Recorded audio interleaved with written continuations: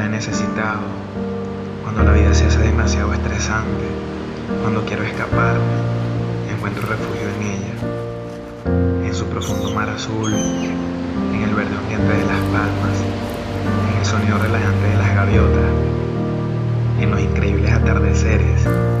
Es la vida que respiro en la naturaleza, mucho más de lo que esperaba. Hace que las ideas se crucen por mi mente, como cuando las olas chocan contra la orilla, demasiada belleza junta. Después de todo lo que he visto en ella, lo tengo más claro. El mundo es brutalmente hermoso, es capaz de darnos todo, sin pedirnos nada a cambio, y sin embargo, lo destruimos cada día, y aún así nos sigue dando. También descubrí que para vivir una vida creativa debemos perder nuestro miedo a estar equivocados, nuestro miedo a hacerlo mal, nuestro miedo a ser quienes somos, a simplemente hacer lo que nos gusta.